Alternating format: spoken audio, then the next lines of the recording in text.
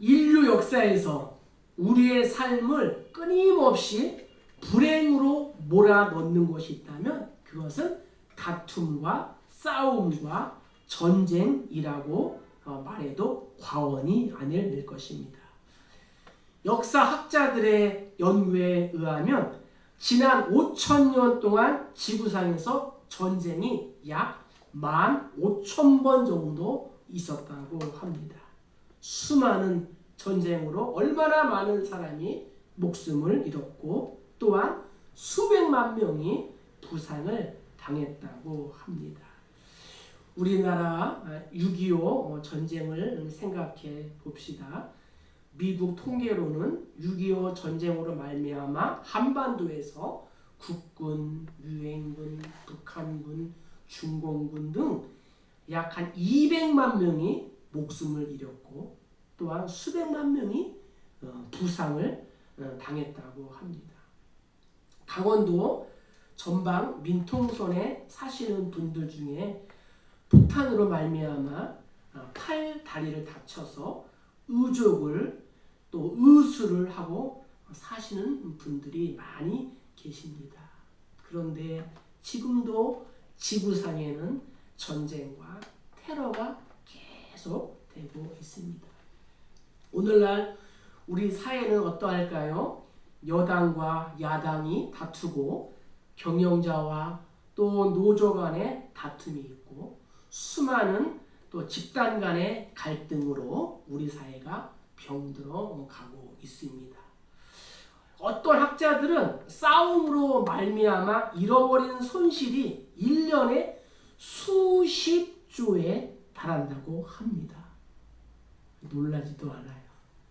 수십조에 달한다. 이러한 집단과 집단의 다툼보다 우리의 삶을 더 힘들게 하는 것은 무엇이냐? 개인 간의 다툼이라는 것입니다. 남편과 아내의 다툼, 시어머니와 며느리의 다툼, 또 형제들 간의 다툼, 또 직장 동료와의 다툼, 그리고 성도 간의 갈등 등이 있습니다. 왜 우리는 이렇게 다투고 싸우는 것일까요? 이러한 싸움과 충돌은 도대체 어디에서 오는 것일까요? 사탄으로부터 올까요? 거짓 형제나 이단으로부터 올까요? 아니면 믿음이 없는 자로부터 오는 것일까요? 오늘 성경에서 야고보는 이렇게 말합니다. 우리 1절을 다 같이 읽어보겠습니다. 너희 중에 싸움이 어디로부터 다툼이 어디로부터 나느냐? 너희 지체 중에서 싸우는 정욕으로부터 나는 것이 아니냐? 야고보는 오늘 성경을 통하여 우리의 싸움과 다툼이 어디에서부터 출발한다고요? 정욕으로부터 출발한다라고 말씀하고 있습니다. 다툼은 거짓된 지혜에서 나오는 거예요. 또 다툼은 이기적인 욕망에서 나오는 거예요. 우리는 싸움의 대부분의 원인을 내가 아닌 너, 상대방 때문이라고 말합니다. 다투는 사람에게 물어보면 대답은 모두 한결같습니다. 당신 때문에 그렇다. 너 때문이야. 나는 싸우고 싶지 않은데 당신 때문에 어쩔 수 없이 싸우게 되었다고 말입니다. 그러나 성경은 우리의 싸움과 다툼의 원인은 내 안에 있는 정욕 때문이다 라고 분명하게 말씀하고 있습니다. 정욕은 무엇일까요?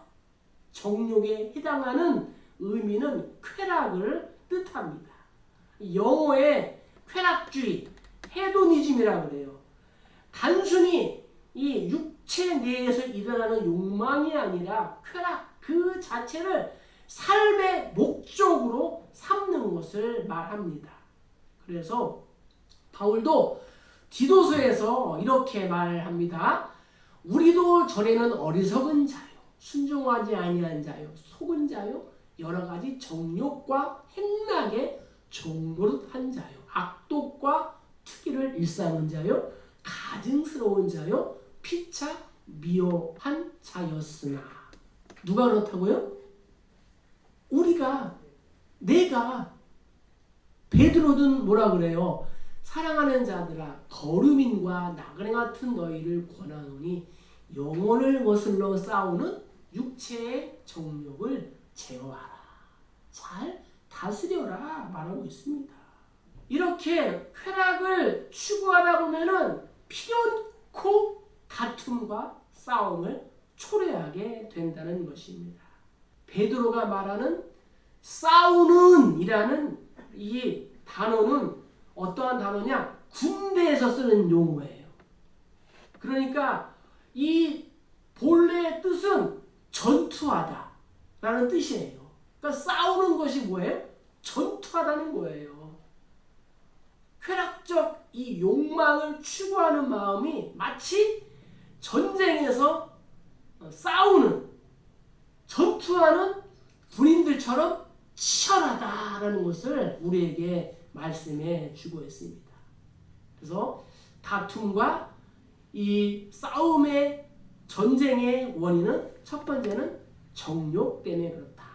두 번째는 2절을 읽겠습니다. 너희는 욕심을 내어도 얻지 못하여 살인하며 시기하여도 능히 취하지 못함으로 다투고 싸우는도다. 너희가 얻지 못하면 구하지 아니하기 때문이요. 두 번째 다툼과 싸움 전쟁의 원인은 무엇이에요? 소유할 것을 가지지 못해서 그렇다라고 성경은 말씀하고 있습니다. 그러니까 우리가 다투고 싸우는 또 다른 이유는 뭐예요? 가지지 못해서, 얻지 못해서 우리 마음에 있는 욕심 때문에 다투고 있는 것입니다. 자신이 소유하고 싶은 것을 갖지 못하고 탐하는 사람은 늘 다투는 거예요. 뿐만 아니라 필요를 공급받기 위해 하나님 앞에 나아가지도 않는 거예요. 성도임에도 불구하고 기도하지 않는 거예요. 저들은 이렇게 말합니다. 목사님, 제가 무언가를 얻기 위해 하나님께 얼마나 열심히 기도했는지 아십니까? 제가 금식하고 철야하고 새벽마다 기도했습니다. 그러나 성경은 뭐라고 말씀하십니까? 3절에 있어요. 구하여도 받지 못하면 정욕으로 쓰려고 잘못 구하기 때문이라. 야고보는 우리 안에 있는 이 욕심이 강력한 기도마저 무효화한다라고 말하고 있습니다. 그러니까 우리가 다투고 싸우고 전쟁하는 이유는 뭐예요? 욕심, 내 안에 있는 정욕 때문이다. 이것을 우리는 알아야 하는 것입니다. 삶에서 끊임없이 다툼이 일어난다면, 전쟁이 일어난다면 내 안에 있는 잘못된 욕심이 있는 것입니다. 그래서 끊임없이 다투고 싸우는 것입니다. 구원을 받았음에도 욕심에 사로잡혀 살아가는 불쌍한 그리스도인들 향하여 야고보는 이렇게 말합니다. 4절, 간음한 여인들아, 세상과 벗된 것이 하나님과 원수됨을 알지 못하느냐? 그런즉 누구든지 세상과 벗이 되고자 하는 자는 스스로 하나님과 원수되는 것이니라. 야고보는 왜 세상과 친하게 지내는 자들을 향하여 간음하는 여인이라고 불렀을까요? 그들이 하나님을 등지고 바람을 피우고 있기 때문입니다. 그들은 주일이면 교회에 나와서 예배를 드리고 직분을 갖고 봉사를 합니다. 그러나 그들의 진정한 관심과 애정은 하나님을 향하지 않고 자신과 세상을 향하여 있는 것입니다.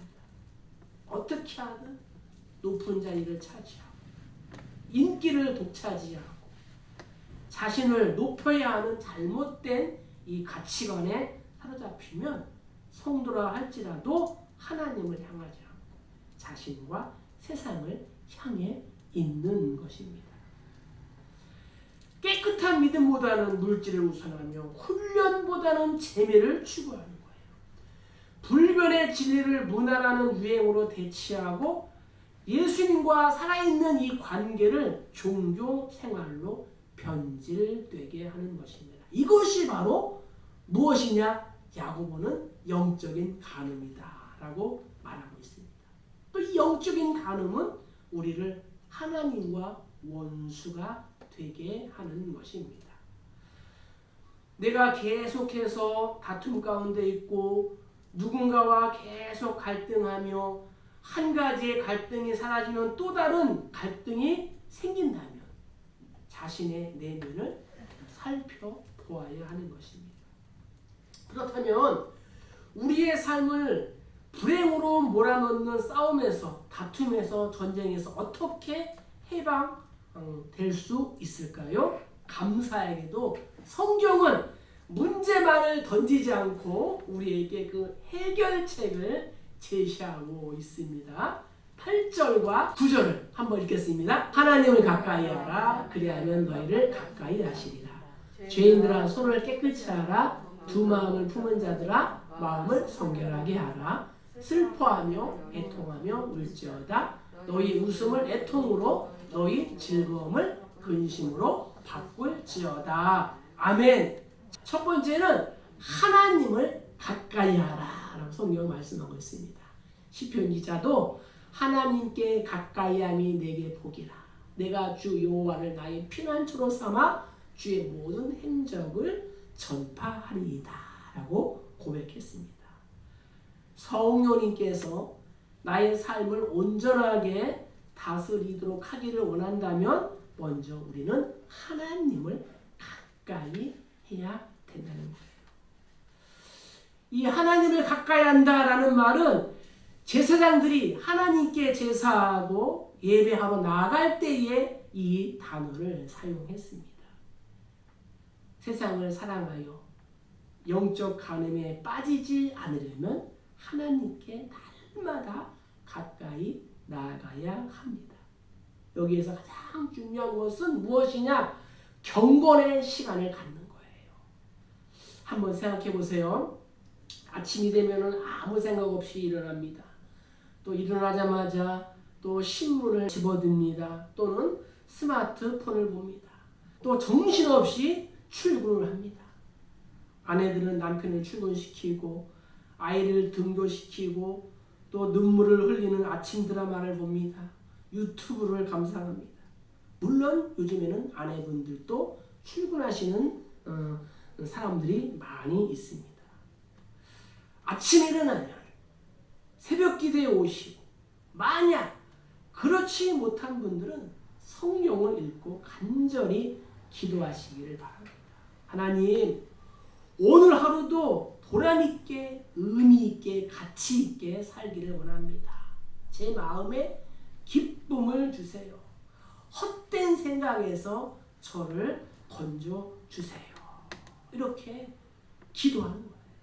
하나님을 한 번도 생각하지 않고 일주일에 한 번 예배 드리는 사람이 어떻게 성령님의 다스림을 받을 수 있겠습니까? 이거는 말도 안 되는 소리입니다. 이 세상에는 부조리하고 도저히 이해할 수 없는 일들이 수도 없이 많이 일어납니다. 악인이 잘 되며 승승장구하며 의인은 비참한 삶을 삽니다. 의롭게 사는 것이, 예수를 믿는다는 것이 무의미하게 느껴질 때가 종종 있기도 합니다. 그러나 이 땅의 삶 자체가 잠깐임을 기억하고 죽은 이후에 영원한 세계가 있음을 소망할 때 하나님은 모든 자를 행한 대로 심은 대로 심판하심을 기억할 때 우리는 이러한 회의감과 절망감, 비참함에서 이길 수 있는 것입니다. 이 땅의 삶이 큰 비중을 차지했던 구약의 시인은 혼란한 세상 중에도 결국 하나님이 공의롭게 다스리는 것을 보았습니다. 하나님, 죽음 이후에 하나님의 보좌 앞에 설 것을 기대하며 살겠습니다. 내 평생에 신실하신 하나님을 의지하며 살겠습니다. 어떠한 상황 속에서도 하나님께 가까이 하겠습니다. 이렇게 고백하며 기도하시기를 주의 이름으로 축복합니다. 내가 주 여호와를 나의 피난처로 삼아 주의 모든 행적을 전파하리이다. 하나님을 가까이 하라. 그리하면 너희를 가까이 하시리라. 이러한 복이 있기를 간절히 축복합니다. 두 번째는 출애굽기 30장 20절 21절입니다. 그들이 회막에 들어갈 때에 물로 씻어 죽기를 면할 것이요 제단 가까이 가서 그 직분을 행하여 여호와 앞에 화제를 살을 때에도 그리할지니라. 이와 같이 그들이 그 수족을 씻어 죽기를 면할지니 이는 그와 그의 자손이 대대로 영원히 지킬 규례니라. 아멘. 오늘 하나님은 야곱을 통하여 두 번째 손을 깨끗이 하라고 말씀하고 있습니다. 손을 깨끗이 하라라는 것은 실제로 이 손을 깨끗이 씻으라라는 말이 아니라 죄악된 성향, 죄악된 습관을 끊어버리는 내적인 그러한 회복, 내적인 회개를 말하고 있는 것입니다. 깨끗이 하라에 해당하는 헬라어 단어는 문자적으로 씻는 것을 의미하지만 오늘 본문에서는 죄악을 깨닫고 회개하여 철저히 버림으로써 하나님을 향하여 나아가는 것을 말하고 있습니다. 두 마음을 품지 않는 거예요. 예수님도 말씀하셨습니다. 집 하인이 두 주인을 섬길 수 없나니 혹 이를 미워하고 저를 사랑하거나 혹 이를 중히 여기고 저를 경히 여길 것임이니라. 너희는 하나님과 재물을 겸하여 섬길 수 없느니라 라고 말씀하셨습니다. 특별히 손을 깨끗이 하라 라는 말씀은 제사장들이 하나님께 번제를 드리러 나아가는 의식 가운데 하나였다는 거죠. 왜 그럴까요? 자신의 상황을 살펴보라는 것입니다. 거룩하신 하나님께 나아가는 영적인 제사장으로서 자기 마음속에 더러움이 없는지를 살피기 위하여 이 내면을 깨끗하게 씻는 것입니다. 성경은 종종 우리의 행위를 손에 비유합니다. 남몰래 누군가를 속이는 악행, 거짓말하는 악행, 누구를 미워하는 악행, 갚아야 할 돈을 주지 않는 악행 등을 멈추라는 것입니다. 이것이 성령님께 나 자신을 드리는 방법입니다. 바울은 이렇게 고백합니다. 그러므로 각 처에서 남자들이 분노와 다툼이 없이 거룩한 손을 들어 기도하기를 원하노라. 예수님의 희생으로 용서받고 의인이 되었음에도 불구하고 버리지 못하는 내 안에 있는 뿌리 깊은 그 죄성을 과감하게 버리시기를 주의 이름으로 간절히 축복합니다. 세 번째, 요한일서 1장 7절이에요. 그가 빛 가운데 계신 것 같이 우리도 빛 가운데 행하면 우리가 서로 사귐이 있고 그 아들 예수의 피가 우리를 모든 죄에서 깨끗하게 하실 것이요. 하나님은 야곱을 통하여 우리에게 마음을 성결하게 하라고 말씀하고 있습니다. 성결하라는 것은 천박하거나 세속되지 않고 거룩하고 깨끗한 것을 말합니다. 그러면서 야고보는 이 말씀을 하면서 8절에 이렇게 말하는 거예요. 두 마음을 품은 자들아 마음을 성결하게 하라. 마음을 성결하게 하라 라는 이 말은 하나님을 섬기면서 동시에 세상도 즐기겠다는 이 두 마음을 품은 자들에게 더러운 마음을 깨끗이 하여 하나님을 볼 수 있도록 하라는 권면의 말씀인 것입니다. 왜냐하면 마음이 더러운 자는 하나님을 볼 수 없고 또 하나님께 나아갈 수도 없기 때문입니다. 그래서 예수님 말씀하셨습니다. 마음이 청결한 자는 복이 있나니 그들이 하나님을 볼 것이니요. 성결하게 하라 라는 이런 뜻은 너희는 순결하게 하라 라는 의미가 있지만 여기서는 생각과 동기의 순수성을 유지하라는 것으로 사용이 되었습니다. 따라서 날마다 우리 마음에 찾아드는 세상적이고 악한 생각들을 멀리 해야 합니다. 하루에도 우리의 마음에 수만 가지 악한 생각이 듭니다. 그래서 루터는 이렇게 말했어요. 우리 머리 위에 까치가 날아다닐 수 있어요. 그렇지만 우리 머리 위에 까치가 이 둥지를 이렇게 틀고 있게 해서는 돼요, 안 돼요? 안 된다는 거예요. 아주 중요한 말씀입니다. 날마다 성결하라 하는 말씀은 날마다 하나님이 기뻐하시는 생각을 하라는 말씀입니다. 말씀을 암송하고 또 찬양하며 기도하고 하나님 주시는 축복을 우리가 또 생각하며 마음을 또 성결하게 깨끗하게 하시기를 주님의 이름으로 간절히 축복합니다. 그리스도인들은 이 하나님을 가까이 하기 위하여 이 죄악을 버리고 마음을 깨끗이 함으로써 하나님의 자녀다운 합당한 삶을 살아가야 한다는 것입니다. 에레미야 4장 8절 한번 읽을까요? 이로 말미암아 너희는 굵은 배를 두르고 애곡하라. 이는 여호와의 맹렬한 누가 아직 너희에게서 돌이키지 아니하였음이라. 아멘. 다투지 않고 싸우지 않고 전쟁하지 않기 위해서 하나님께서 야곱을 통하여 뭐라고 말씀하십니까? 슬퍼하고 애통하며 울라. 본문에서 슬퍼하고 애통하며 울라는 말은 자발적인 금욕주의나 종말론적인 심판이 아니라 사람이 슬픈 상태에 있다는 것을 깨달을 때 경험하는 슬픔이나 비참함을 말하는 것으로서 탄식한다라는 뜻이에요. 정말 내가 잘못을 했고 마음이 타락했으니 말씀대로 살지 못한 것을 회개하라는 것입니다. 예수님도 애통하는 자는 복이 있나니 그들이 위로를 받을 것이다 하고 말씀하셨습니다.